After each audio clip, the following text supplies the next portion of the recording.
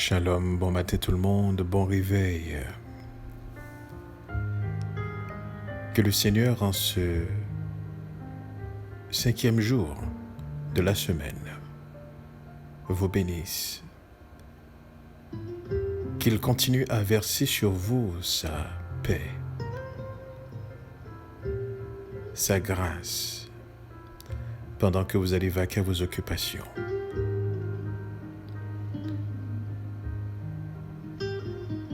Et si c'est votre anniversaire aujourd'hui, nous voulons vous souhaiter joyeux anniversaire.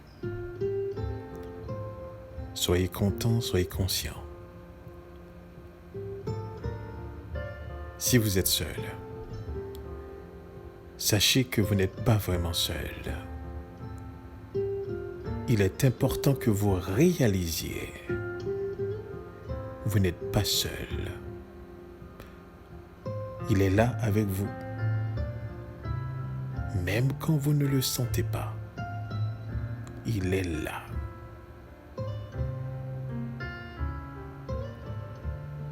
Et souvent, il manifeste sa présence d'une manière extraordinaire, afin que vous puissiez être conscient qu'il est là.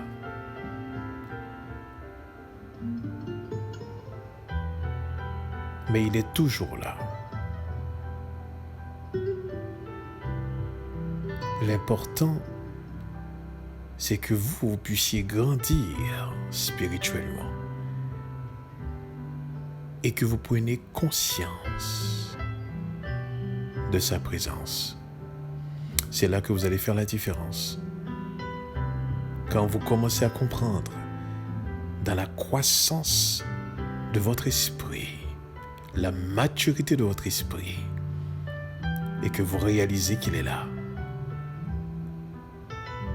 Yeshua avait réalisé que son Père était toujours présent dès son jeune âge. Disait-il, ne savez-vous pas que je dois m'occuper des affaires de mon Père? Pour qu'il puisse parler comme ça, il fallait qu'il soit conscient de la présence du Père et qu'il soit à l'écoute de son Père, qu'il soit conscient du travail qui lui a été confié.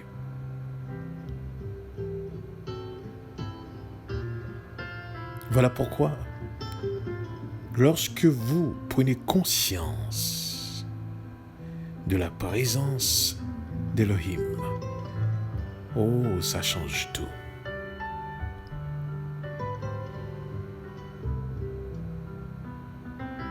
Ça change tout.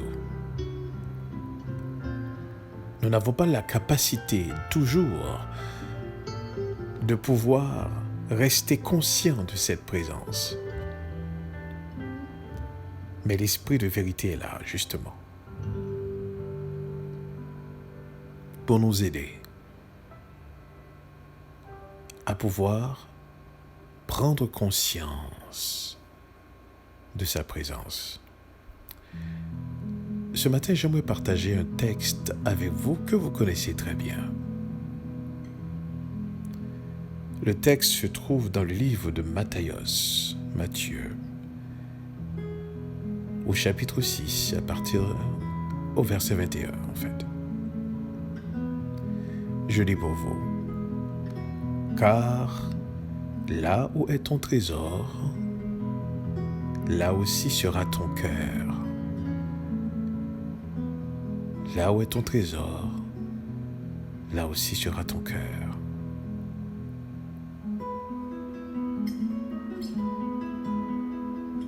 Voici une parole que Yeshua a dit à ses disciples, que souvent nous répétons pour énoncer quelque chose d'important pour quelqu'un ou une personne importante pour une autre personne. Là où est ton trésor, là aussi sera ton cœur. Souvent, on va utiliser cette parole pour démontrer à quelqu'un d'autre, voici ce qui préoccupe ton esprit, voici ce qui est important pour toi.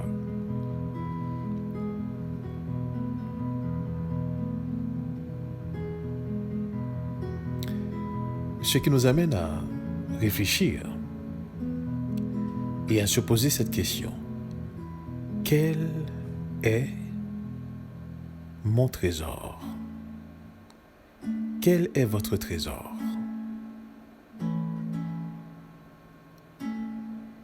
En un mot, quelle est la chose ou la personne qui vous importe la plus?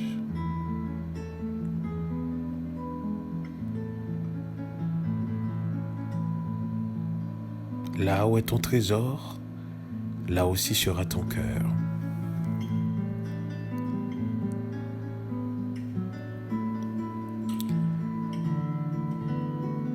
Dans le livre de Lucas, au chapitre 6, je crois, et à partir du verset 45, Yeshua encore a dit ceci: l'homme bon tire de bonnes choses du bon trésor de son cœur, et le méchant tire de mauvaises choses de son mauvais trésor, car c'est de l'abondance du cœur que la bouche parle.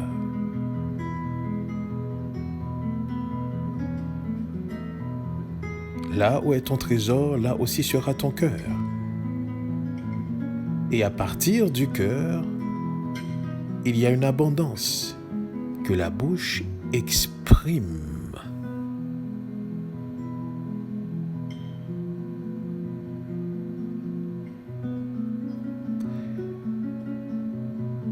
Il ne faut pas se bercer d'illusions, mais il faut s'auto-analyser.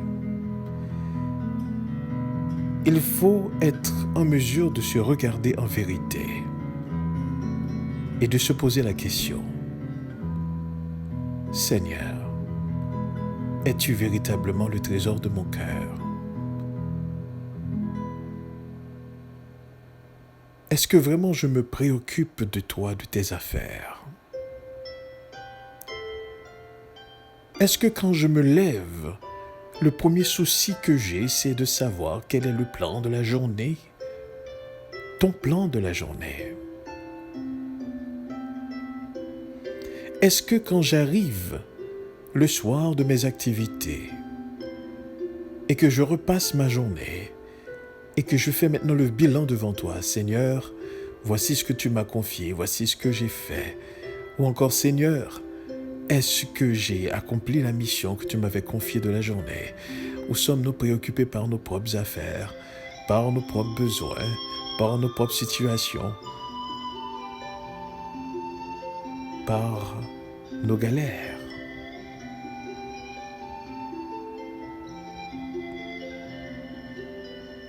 Là où est ton trésor, là aussi sera ton cœur.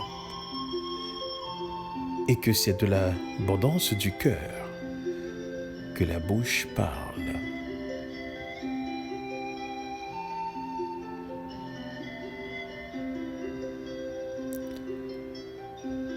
Il y a une expression qu'on utilise énormément et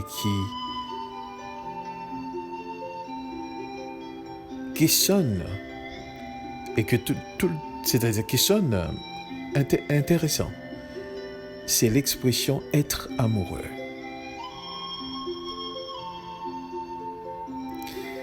Lorsque deux personnes s'aiment véritablement, écoutez bien ceci, elles ne peuvent passer de la présence de l'un de l'autre. Un moment loin de la personne qu'on aime est insupportable. On s'ennuie. On n'est pas bien. On veut que l'autre soit proche de nous. Et je parle de la présence. Ce n'est pas ce que l'autre peut nous procurer. Ce n'est pas ce que l'autre nous donne, mais simplement sa présence est apaisante. sa présence est intéressante. Lorsque deux personnes s'aiment,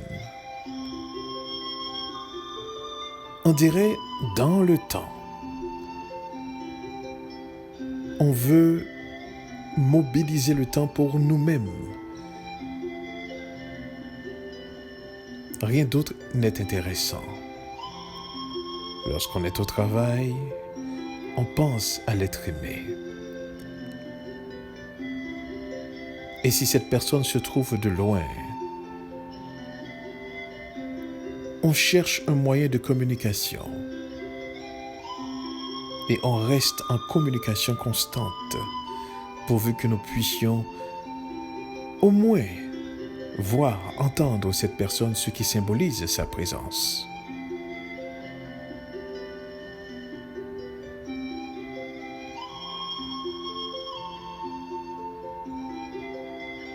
Est-ce que nous nous sentons comme ça avec le Seigneur? Est-ce que dans la journée, nous sentons ce besoin d'être toujours en sa présence? Sentons-nous le besoin de toujours communiquer avec lui? Sentons-nous le besoin toujours de faire appel à lui devant des situations, des circonstances? Je ne parle pas de circonstances et de situations mauvaises, ou du moins de malheur. Parce que lorsque le malheur frappe, on a cette tendance effectivement à l'appeler, n'est-ce pas? Mais je parle lorsque nous avons à prendre de grandes décisions de notre vie.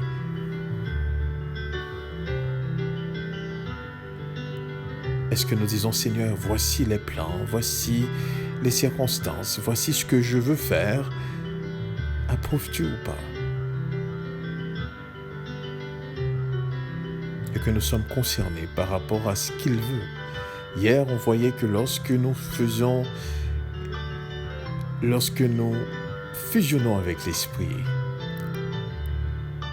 eh bien, le désir de l'Esprit, c'est notre désir. La volonté de l'Esprit, c'est notre volonté. Là où est ton trésor, là aussi sera ton cœur.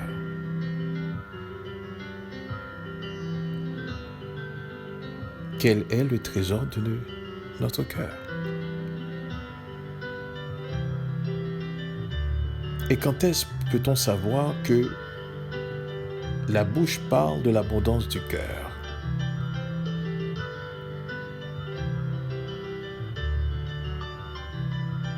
Il y a des paroles vides que la bouche peut dire et que ça ne vient pas du cœur. Il y a une dissociation qui se fait et on est dans l'hypocrisie. Mais quand la bouche parle de l'abondance du cœur,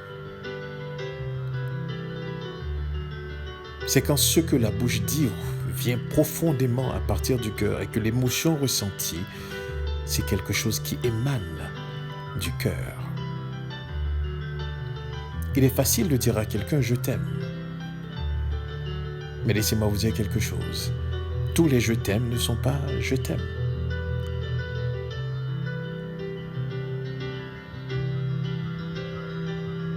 Mais quand nous réalisons l'importance que quelqu'un a pour nous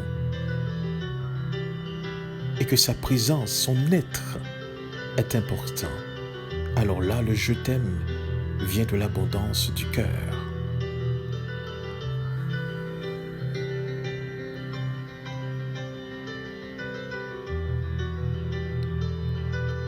L'homme bon tire de bonnes choses du bon trésor de son cœur. L'état de l'homme bon, à partir de là, il va tirer de bonnes choses du bon trésor de son cœur.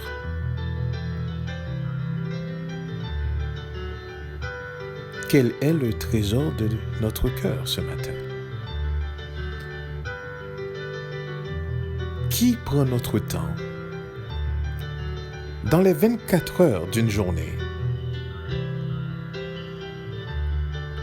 à qui consacre-t-on notre temps? parce que cela va révéler effectivement quel est notre trésor. Si nous sommes contraints de travailler 37,5 heures ou 40 heures par semaine, et que nous passons la majorité de notre temps dans un travail, dans un bureau, dans un milieu de travail quelconque,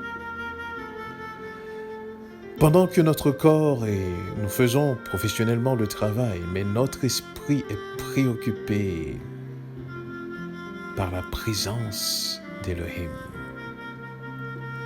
Et dans le travail que nous faisons, écoutez bien ceci, pendant que nous travaillons, nous faisons son travail. Nous cherchons quel est le plan de la journée dans notre plan afin d'effectuer son travail. Dans nos conversations, on est préoccupé par sa gloire. Dans nos relations, nous nous sentons interpellés par sa gloire. Car, n'est-ce pas, toute notre vie lui est dédiée et qu'on veut qu'il soit glorifié. Quel est votre trésor? On ne va pas se mentir. On va regarder tout simplement dans la journée de quoi notre esprit est intéressé, de quoi notre esprit est préoccupé.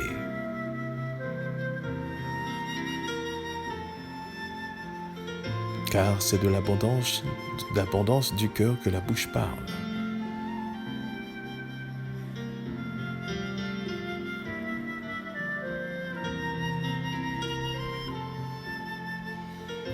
Paul disait à Timothée, dans le livre de 1 Timothée 6, au verset 19, « Et de s'amasser, ainsi pour l'avenir, un trésor placé sur un fondement solide, afin de saisir la vie véritable. »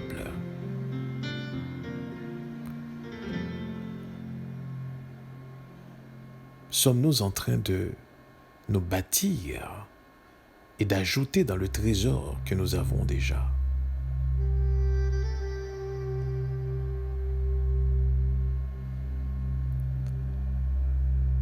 Ce matin, je me questionne. Je me questionne non en rapport de ce qu'on dit, mais en rapport de ce qu'on fait. Dire, on peut dire. Et comme je vous ai dit, certaines fois, ce qu'on dit ne vient pas forcément du cœur. Parce qu'il y a entre le cœur et la bouche une hypocrisie. Mais par contre, ce qu'on fait vient profondément de ce qu'on est.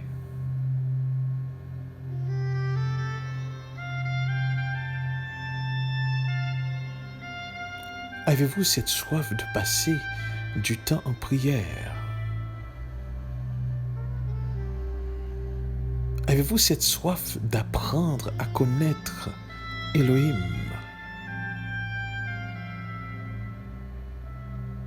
Êtes-vous intéressé à grandir spirituellement?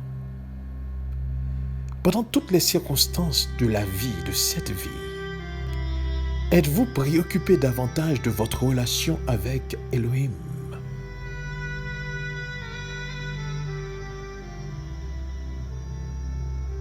Là où est ton trésor, là aussi sera ton cœur. C'est clair.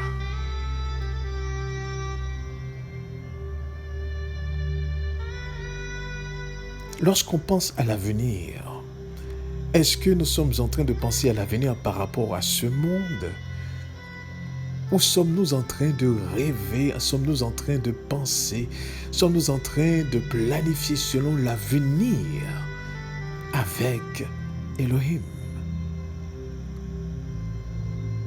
Là où est ton trésor, là aussi sera ton cœur.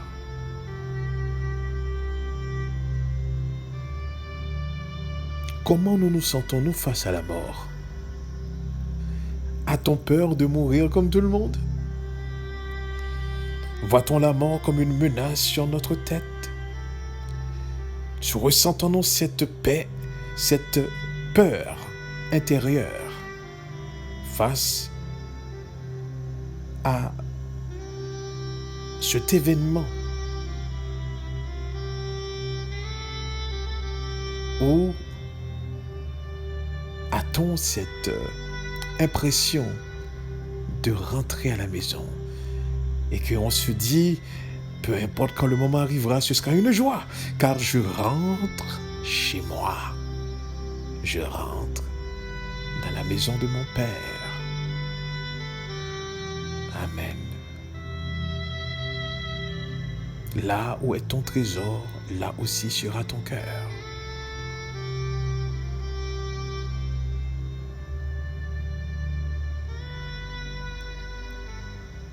Il est important ce matin que nous puissions retracer à travers les événements de notre vie, à travers les circonstances, qu'est-ce qui nous préoccupe? Nous arrivons dans une situation où nous ne sommes pas en mesure de pouvoir répondre à nos besoins. Sommes-nous préoccupés par cela?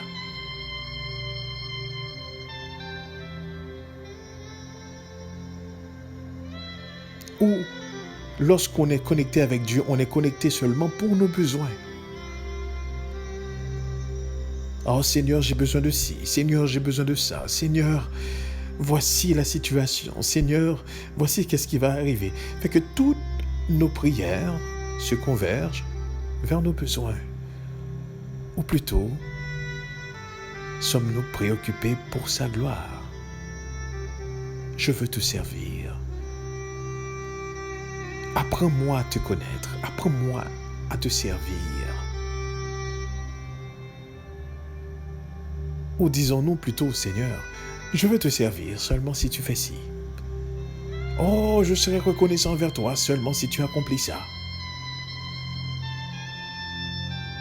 Quel est votre trésor? Mais l'enfant transformé, l'enfant né de nouveau, écoutez bien ceci, son trésor, c'est l'être, c'est Elohim. Il ne peut avoir de plus grand trésor qu'Elohim lui-même. Il est préoccupé par cela. C'est ce que Yeshua nous a démontré. Qu'il était préoccupé par les affaires de son Père. Il est préoccupé par son Père. Rien ne compte pour lui que son Père. Il a vécu toute sa vie avec le souci de papa.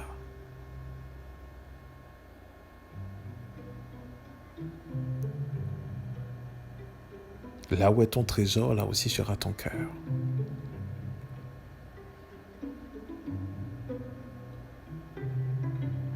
Il arrive que dans nos émotions, les événements nous surprennent. N'est-ce pas, s'il arrivait un tremblement de terre? Oui, cela va nous secouer, c'est normal. Mais par conséquent, écoutez bien ceci, si nous sommes surpris dans le sens qu'on ne s'attendait pas, que quelque chose arrive, par exemple un accident, peu importe ce qui arrive dans notre vie, nous ne sommes pas forcément dans cette dynamique de cette émotion-là qu'on ressent. On se remet toujours entre les mains du Seigneur.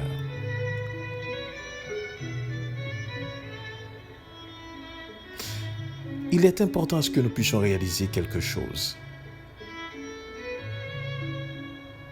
Que lorsque nous nous sommes attachés au Seigneur, lorsque le Seigneur occupe vraiment nos pensées et qu'il est dans notre cœur, écoutez bien ceci, rien d'autre ne compte.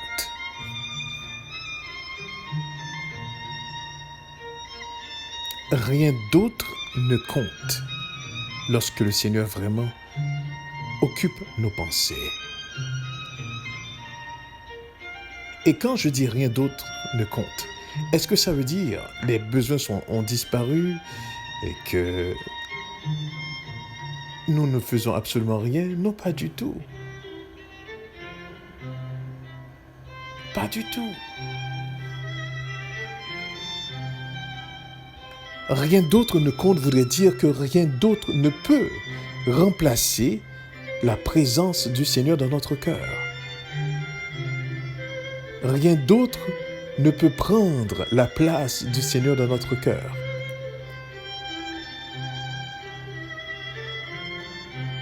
On est comblé par sa présence.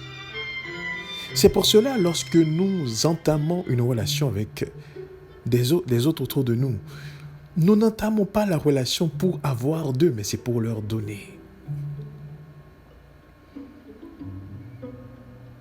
Parce que nous sommes comblés par sa présence, qui fait de nous une source abondante. Et qu'il n'y a rien que les autres peuvent retirer de nous qui nous laissera vides. Absolument pas. Nous sommes capables de donner.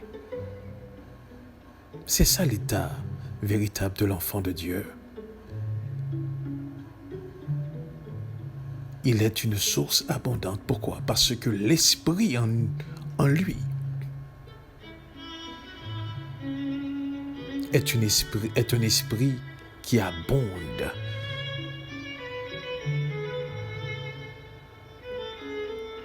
Là où est ton trésor, là aussi sera ton cœur.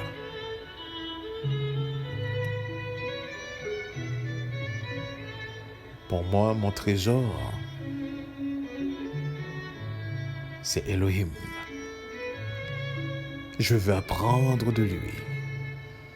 Je veux grandir avec lui. Et sa présence est une extrême importance. Sa présence est d'une extrême importance.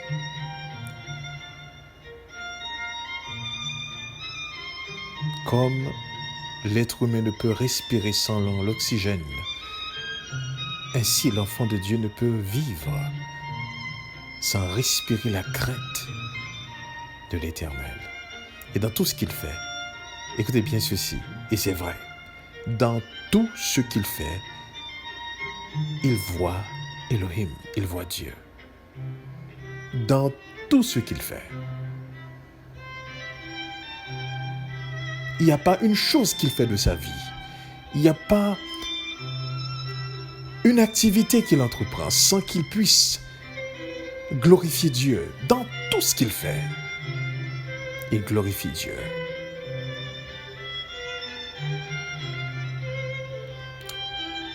Là où est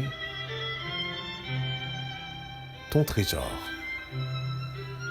là aussi sera ton cœur. Et que l'homme bon tire de bonnes choses du bon trésor de son cœur. Mais aussi le méchant tire de mauvaises choses de son mauvais trésor. Car c'est de l'abondance du cœur que la bouche parle. Dit Yeshua. Fais de l'Éternel tes délices, et il te donnera ce que ton cœur désire. Mais quand l'Éternel devient tes délices, il n'y a rien d'autre que ton cœur désire que lui-même. Car rien d'autre n'est plus grand que lui-même. Lorsqu'il a rencontré Abraham, il a dit à Abraham, « Je suis ton gardien, je suis ta récompense. » Parce que rien d'autre pouvait être plus grand que lui-même.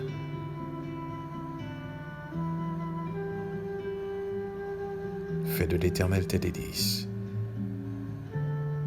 et il te donnera ce que ton cœur désire. Que le Seigneur vous bénisse ce matin. Et posez-vous cette question ce matin. Quel est votre trésor? Parce que votre trésor va déterminer où se trouve votre cœur. Et si c'est lui votre trésor, dans les 24 heures, regardez comment vous passez ces 24 heures. Qu'est-ce qui est votre préoccupation? Soyez sincère. Soyez vrai. Que le Seigneur nous bénisse. Restons conscients de sa présence. Amen. Amen.